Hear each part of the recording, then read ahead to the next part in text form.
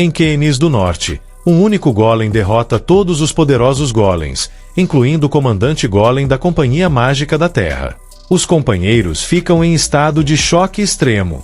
Entre eles está uma garota com olhos vermelho-rubi cintilantes e orelhas anormalmente longas. Todos os presentes ouviram as lendas e se lembram de uma certa frase, a Rainha Bárbara. Esta deusa cruel, mas bela, diante deles se assemelha ao golem da Rainha Bárbara. De repente, algo chama a atenção do nosso protagonista. Quando ele volta a si, se encontra em meio à vegetação, usando seu pijama. Ele se toca em choque, perguntando-se onde está e se está em um sonho. Olhando para baixo, ele fica chocado ao ver que está em pé sobre um círculo mágico, mas não consegue entender por quê. Ele levanta os pés, dizendo que parece assustador. Ao olhar em volta, ele se sente estranho, como se estivesse em um sonho, mas terrivelmente detalhado. Retrocedendo em choque, ele sente uma parede estranha atrás dele. Quando tenta empurrá-la, não consegue movê-la. De repente, ele sai dela e quase cai, mas consegue se controlar. Ele sente uma brisa suave e o cheiro forte da vegetação. Olhando para tudo isso, a única coisa que vem à sua mente é que não é um sonho. Ele se pergunta se foi sequestrado e levado para lá. Verificando o bolso em busca do celular, ele não o encontra. Seu olhar então encontra um buraco na montanha e ele sente algo em seu corpo. De repente, ele realmente quer entrar na caverna. Seus pés começam a se mover sozinhos e ele corre rapidamente em direção a ela. No caminho, ele machuca o pé em uma pedra. Ele imediatamente cai no chão, rolando de dor. Sentando-se, ele segura o pé, soprando nele, aliviado por ainda tê-lo. Em pé, ele pensa sobre seu estranho impulso de entrar na caverna. Espiando para dentro, ele descobre que é um túnel, não uma caverna, e é bastante longo, mas ele pode ver o fim. Ele começa a pensar se deve atravessar o túnel para o outro lado ou voltar para investigar o círculo mágico. São duas escolhas simples, mas ele planeja seguir em frente de qualquer maneira, então é apenas uma questão de ordem. Em retrospecto, a decisão mais importante de sua vida foi essa. Confiando em seus instintos, ele deixa o túnel e volta para o círculo mágico.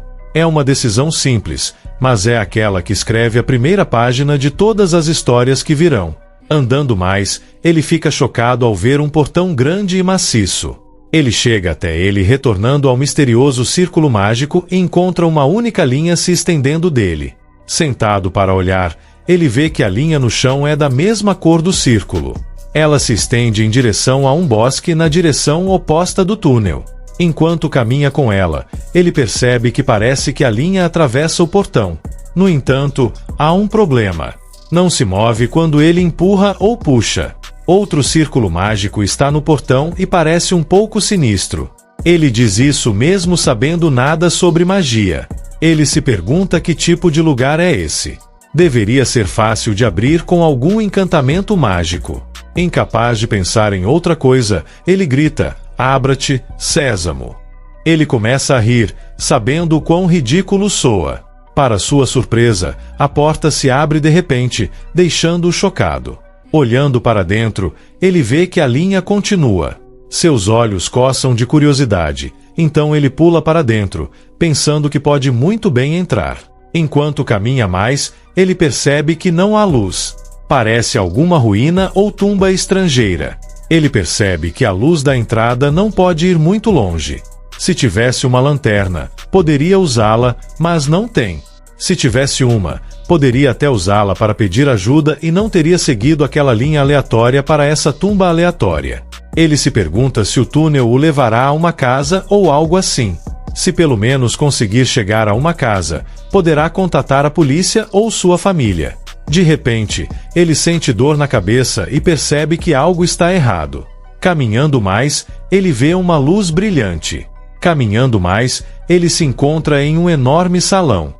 Entrando, ele fica chocado ao descobrir que as paredes estão brilhando, perguntando-se do que são feitas. Seguindo a linha, ele chega a outro círculo mágico.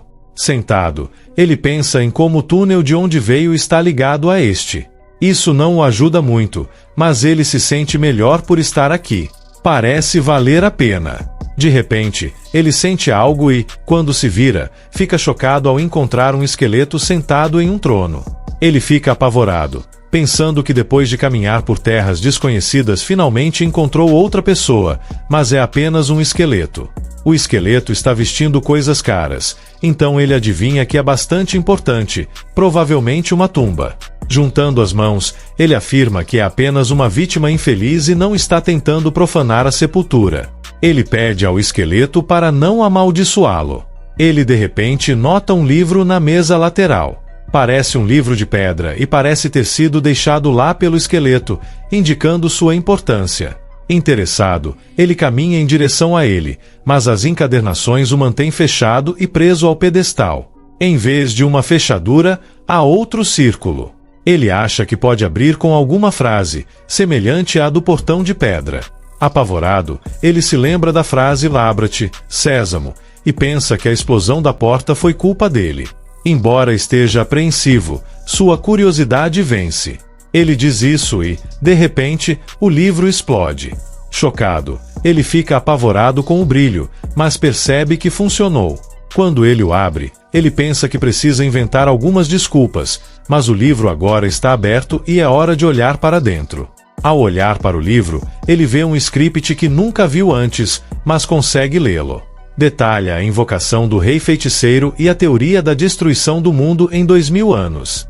Mais adiante, o escritor se apresenta. À medida que sua vida se aproxima do fim, ele registra os detalhes de suas técnicas de invocação finais. Seu nome é Libby Zilani. Antes que aquele que abriu este livro repouse sua concha vazia. Se um ser vivo entrou em sua sala de pedra, 1000 anos devem ter se passado desde que o velho mundo pereceu no fim do reinado do Rei Feiticeiro da Destruição e o bloqueio de tempo na Porta de Pedra foi liberado. O menino olha para o esqueleto, murmurando que o homem deve ter se referido a isso. Portanto, este livro provavelmente foi deixado para trás por ele. Embora não tenha certeza do que esse bloqueio de tempo possa ser, o menino supõe que deve tê-lo quebrado quando destruiu a porta, o que o leva a pedir desculpas ao esqueleto por inadvertidamente arruinar seus planos. Ao continuar a ler, ele aprende que o governante louco do submundo, o Rei Feiticeiro da Destruição, trará o fim do mundo. Através de uma vida de pesquisa, o homem afirma ter finalmente descoberto o ritual para invocar esse ser e agora está pronto para colocá-lo em prática.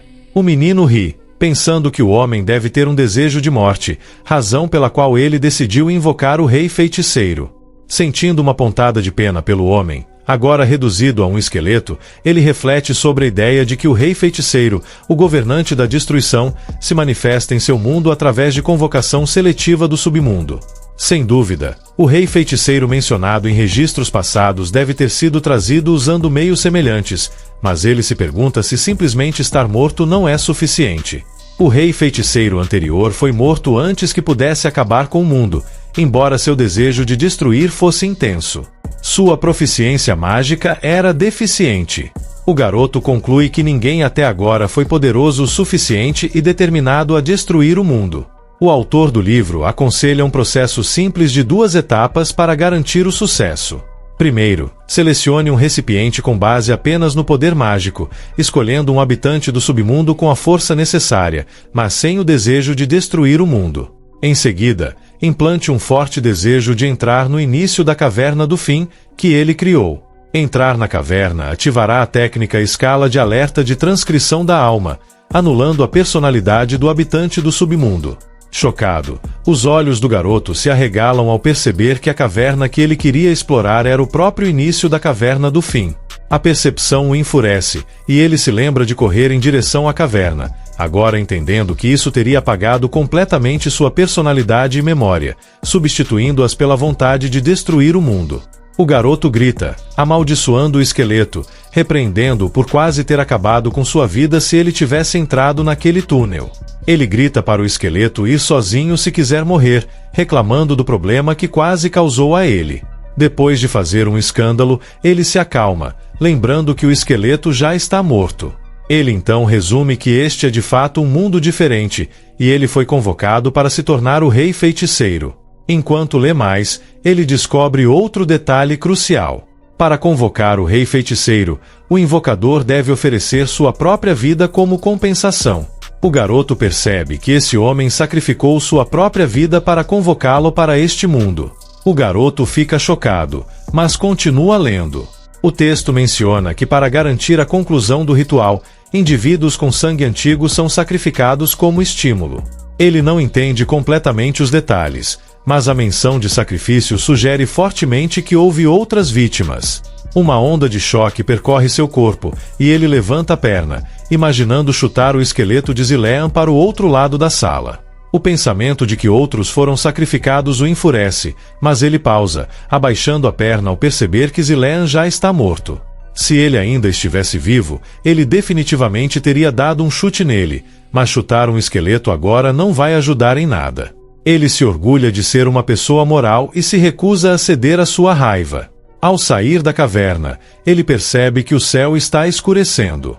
Mesmo depois de se tornar o rei feiticeiro, ele não consegue se livrar de sua raiva. Olhando para o céu, ele reflete sobre a estranheza de sua experiência. Ainda não caiu a ficha de que ele está em um mundo diferente, especialmente porque ainda não encontrou nenhum habitante vivo. Mas enquanto olha para o céu, ele se convence de que foi convocado para outro mundo, pois existem 2 luas aqui. No dia seguinte, ele vagueia pela área e eventualmente tropeça em uma pequena cabana. A fruta semelhante à maçã que ele encontra tem gosto de cranberries, embora pareça que a fruta não é colhida há anos. Apenas ter um lugar para dormir é suficiente para ele. Dentro da cabana, ele encontra algumas roupas de homem, que ele pega emprestado. Elas são um pouco grandes, mas ele não pode ser muito exigente. Felizmente, há um pomar perto da cabana, então pelo menos ele não morrerá de fome. Esta área parece estar cercada por paredes de rocha íngremes, e a única saída fácil parece ser através daquele túnel. No entanto, depois de aprender sobre a transcrição da alma de Zalani, ele não é corajoso o suficiente para tentar. Ele bebe a água da torneira, achando-a refrescante. Sem perigo imediato à vista, ele se pergunta o que deve fazer a seguir. Uma onda de tristeza o invade ao perceber que não há ninguém com quem conversar e ele não encontrou nada vivo, embora evitar animais também não seja uma má ideia. Ele se deita, chorando, enquanto a solidão começa a consumi-lo. Seu olhar cai no livro do estudo, e ele acha estranho que a casa não tenha janelas ou portas internas, além daquela que leva ao estudo. No entanto, o estudo foi claramente selado por magia, sem mostrar sinais de desgaste. Dentro, todos os livros nas prateleiras estavam relacionados à magia ou feitiçaria. Parecia que ele possuía alguma capacidade de traduzir a língua deste mundo, mas a maioria dos livros no estudo eram muito técnicos para ele entender, deixando surpreendentemente poucos que ele pudesse entender. Ao voltar ao estudo e pegar um livro específico, ele descobre que é uma introdução à feitiçaria, a única dentro de sua compreensão. Este livro acontece a ser sobre a criação de Gollum. Ele convoca uma grande pedra e fica assustado. Ele descobriu que seu atributo elementar é a terra. Ele cantou a criação de seixos, então deveria ter sido uma pedra menor, deixando-se perguntando o que deu errado. Para recapitular, ele foi convocado para este mundo, vestindo um pijama ridículo, para se tornar o rei feiticeiro da destruição. No entanto, ele evitou que sua personalidade fosse sobrescrita pela personalidade destrutiva preparada pelo invocador, e graças a isso, ele se tornou uma vítima do gelo Kai. Ele ainda não consegue encontrar uma maneira de escapar deste vale cercado por penhascos íngremes. Por enquanto, ele tem comida e abrigo, e está atualmente lendo uma introdução à magia da biblioteca. A pedra se transforma em cinzas, assustando-o, e retorna ao solo quando ele para de canalizar mana nela. Ele está feliz que este lugar esteja longe da cabana, caso contrário sua cabana teria sido esmagada. Com isso, ele agora entende o tipo de magia que pode usar. Ele olha para o cemitério de círculos mágicos falhos de outros elementos. Ele agora sabe que não tem talento além do atributo terra. Ele está irritado e não quer admitir que ele não teve nenhuma reação com os elementos relacionados ao fogo e à água. Ele está triste por não poder usar a útil magia de fogo ou a mágica ilegal do gelo. Ele se pergunta se é possível que ele não consiga provocar uma reação da magia de outros atributos.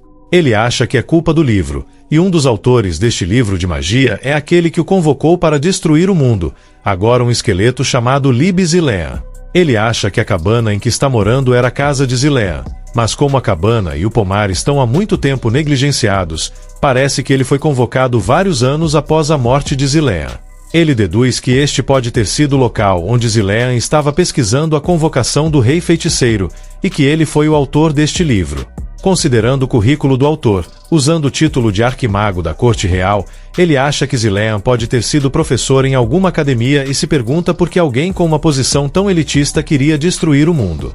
Ele acha Zilean tolo por ter terminado a própria vida e também por tê-lo arrastado para isso.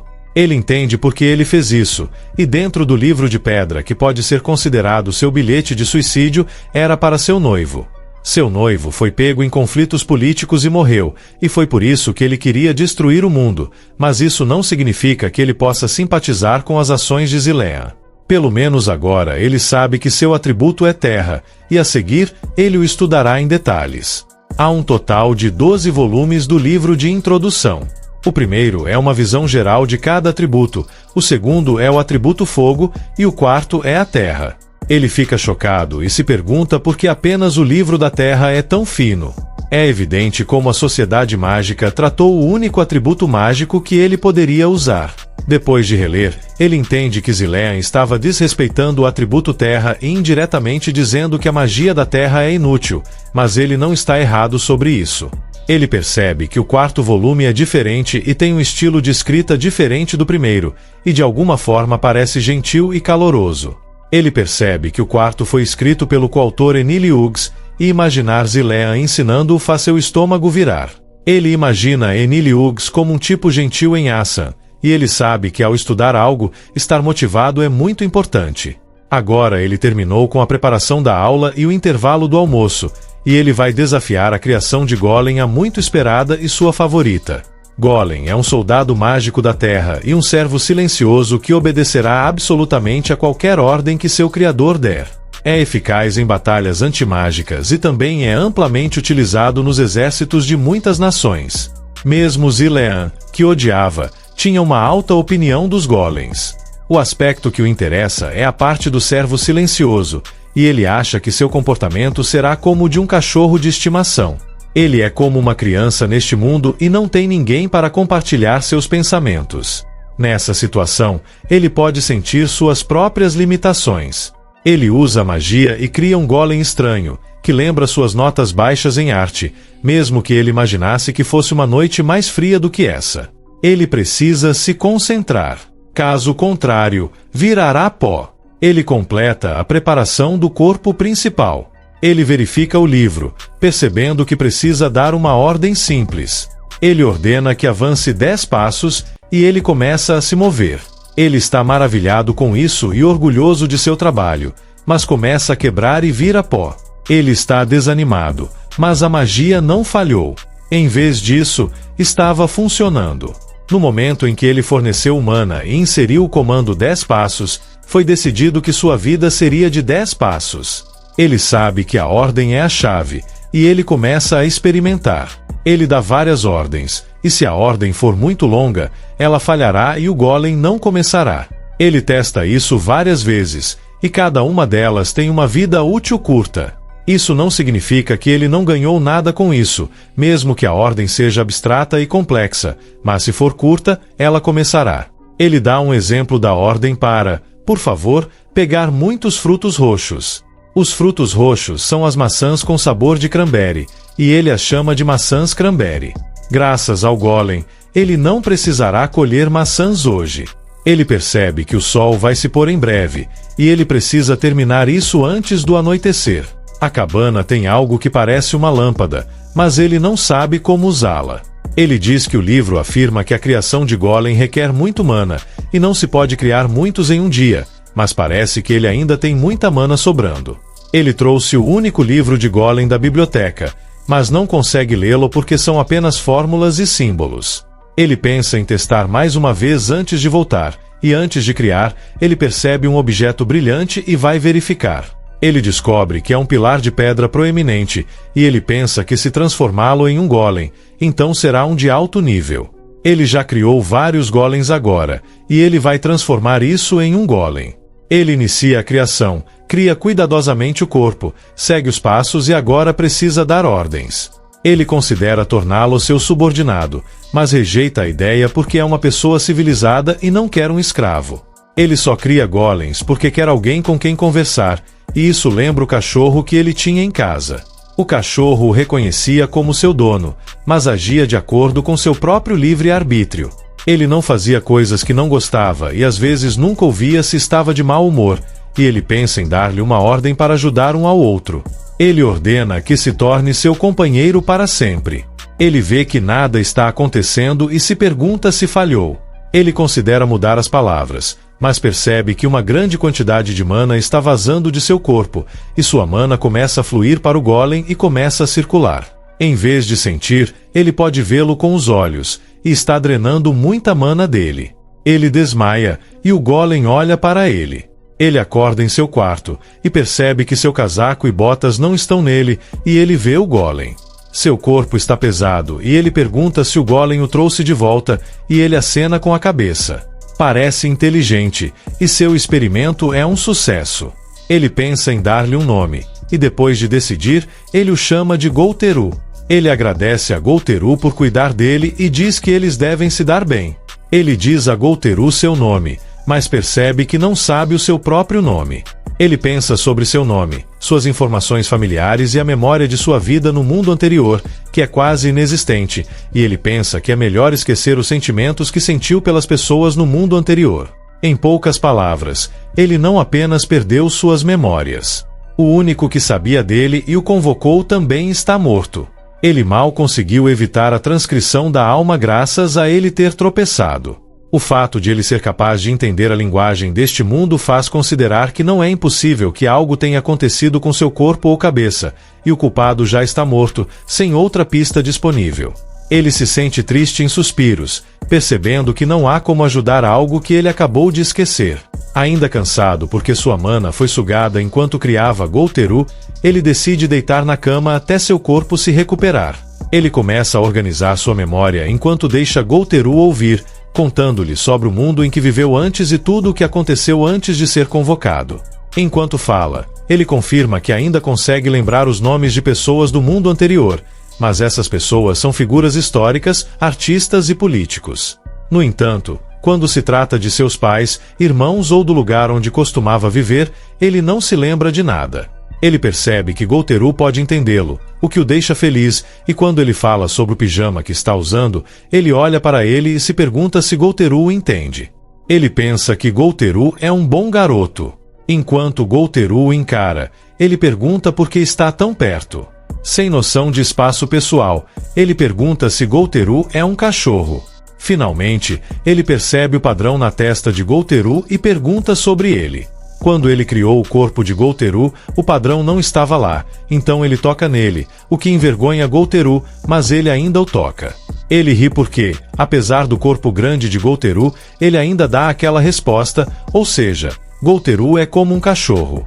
Golteru se sente para baixo, e isso o preocupa. Ele pede desculpas porque foi longe demais. Ele se acalma e percebe que Golteru gosta de ser acariciado na cabeça. Seu corpo está pesado, mas é ótimo, e como ele pensou, é bom ter um parceiro que o ouve. Depois disso, 3 dias se passam. Seu corpo se recuperou, e ele leva Golteru para tomar banho. Golteru é um trabalhador dedicado e também tem dedos nobres. Ele também encontra algo novo, sabão, e ele não tinha ideia de que Golteru estava usando. Ambos se respingam com água, e ele diz a Golteru para baixar a cabeça para que ele possa limpá-lo. Ele está aliviado porque, afinal, ele acabou de dormir e agora se sente bem. Ele percebe um buraco e se pergunta se ele estava lá antes. Ele lembra que é o lugar onde ele criou o corpo de Golteru, e como o pilar se foi, um buraco se abriu na base do pilar. Não parece natural e é muito largo. Ele acha que é uma parede. Golteru pega suas roupas e tenta impedi-lo. Ele se solta e percebe que Golteru não está seguindo ele, o que ele costuma fazer. Ele olha para dentro do buraco e vê uma pessoa lá dentro. Ele rapidamente pede a Golteru que traga uma corda para ele poder descer. Ele chama, Mas não há resposta, então ele não tem escolha a não ser ir verificar. Ele prepara a corda e agradece a Golteru. Ele ordena que ele segure a corda enquanto ele desce, mas quando ele olha para baixo, ele fica com medo. Ele tenta se acalmar porque não pode mostrar esse lado dele. Finalmente, ele desce e, como ele pensou, o buraco não é natural. Ele pensa sobre o que é esse lugar e percebe Golteru descendo. Ele diz a ele para parar, mas Golteru não escuta e desce. Ele está impressionado com os reflexos de Golteru. Ele não está mais preocupado porque se Golteru pode se mover assim, ele pode facilmente subir de volta. Ele começa a procurar pela pessoa, mas acaba sendo um esqueleto. Como ele sabia que estaria nesse estado, ele já esperava, e agora suas chances de encontrar esqueletos são de 100%. Ele pede desculpas por perder a calma e olha para Golteru, vendo sua expressão aterrorizada. Ele tenta acalmá-lo e consegue, deixando Golteru feliz. Ele volta para o esqueleto. Como ele não pode discernir seu gênero e as roupas estão rasgadas, ele se pergunta como ele acabou aqui. Ele percebe que o esqueleto está acorrentado e há um círculo mágico embaixo dele. Ele pensa que esse humano foi o sacrifício que foi escrito no livro de pedra de Xion para convocar perfeitamente o rei feiticeiro, e que essa pessoa é vítima do ritual de Zilean. Ele se pergunta se ele também poderia ter acabado assim se tivesse dado um passo errado. Ele se ajoelha e pede a Golteru que remova as algemas para que possam fazer um túmulo para o esqueleto na luz do lado de fora. Dormindo sozinho em um lugar escuro, ele também recusaria tal condição. Ele diz a Golteru para ir para a superfície e depois puxá-lo para cima. De repente, ele percebe algo caindo do cadáver, e ele se sente um pouco triste ao ver que é algo que uma garotinha usaria, um pequeno grampo de cabelo de flor. Ele volta para a superfície, e não há nada de notável na sala. Ele tem certeza de que este foi o lugar onde Zilean realizou o ritual. Enquanto Golteru sobe, ele percebe que há outro buraco logo abaixo da entrada. Todo o pilar que ele usou para criar Golteru se estende através da superfície a partir daqui. Ao calcular, ele percebe que o material que ele usou para fazer Golteru era muito, e ele pensa que ficou condensado. Golteru traz-lhe uma flor, e ele agradece por encontrá-la. O lugar é perfeito. Há muita brisa e ele decide que este é o lugar onde ele plantou as sementes da maçã de cranberry. No futuro, será uma árvore, e o cadáver não se sentirá mais solitário. Após o funeral, ele enjoa de comer frutas. Faz muito tempo desde que ele provou carne, e graças ao recurso de busca do Gollum, ele rapidamente encontra um depósito de alimentos. A exploração da cabana está progredindo em bom ritmo, e ele percebe que a comida não estragou, pensando que é alguma espécie de feitiçaria.